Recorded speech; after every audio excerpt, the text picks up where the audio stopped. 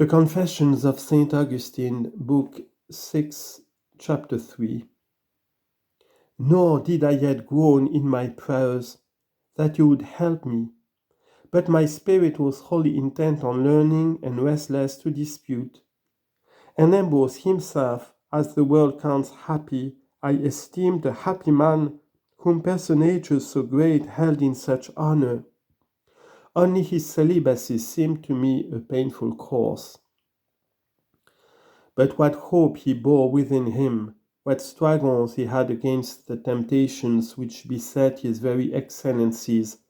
or what comfort in adversities, and what sweet joys your bread had for the hidden mouth of his spirit, when chewing the cud thereof I neither could conjecture, nor had experienced. Nor did he know the tides of my feelings or the abyss of my danger. For I could not ask of him what I would as I would, being shut out both from his ear and speech by multitudes of busy people,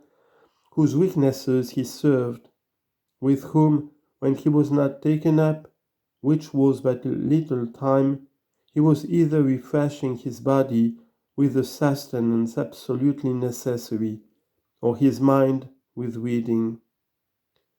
For when he was reading, his eye glided over the pages and his heart searched out the sense,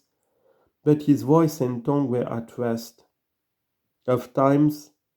when we had come, for no man was forbidden to enter, nor was it his wont that any who came should be announced to him, we saw him thus reading to himself, and never otherwise, and having long sat silent, for who durst intrude on one so intent,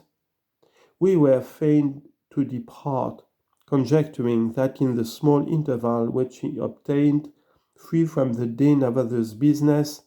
for the recruiting of his mind, he was loth to be taken off. And perchance he dreaded lest, if the author he read should deliver anything obscurely, some attentive or perplexed hearer should desire him to expound it or to discuss some of the harder questions, so that, his time being thus spent, he could not turn over so many volumes as he desired, although the preserving of his voice, which a very little speaking would weaken, might be the true reason for his reading to himself.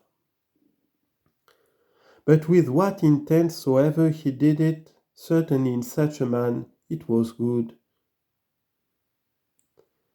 I, however, certainly had no opportunity of inquiring what I wished of that so holy oracle of yours, his breast, unless the thing might be answered briefly, but those tides in me to be poured out to him required his full leisure, and never found it. I heard him indeed every Lord's day, rightly expounding the word of truth among the people, and I was more and more convinced that all the knots of those crafty calumnies which those our deceivers had knit against the divine books could be unravelled. But when I understood withal that man created by you after your own image was not so understood by your spiritual sons, whom of the Catholic Mother you have born again, through grace, as though they believed and conceived of you as bounded by human shape, although what a spiritual substance should be, I had not even a faint or shadowy notion. Yet with joy I blushed at having so many years barked, not against the Catholic faith, but against the fictions of carnal imaginations. For so rash and impious had I been, that what I ought by inquiring to have learned, I had pronounced uncondemning. For you most high and most near, most secret and most present, who have no limbs some larger, some smaller, but are wholly everywhere and nowhere in space, are not of such corporeal shape. Yet have you made man after your own image, and behold, from head to foot is he contained in space.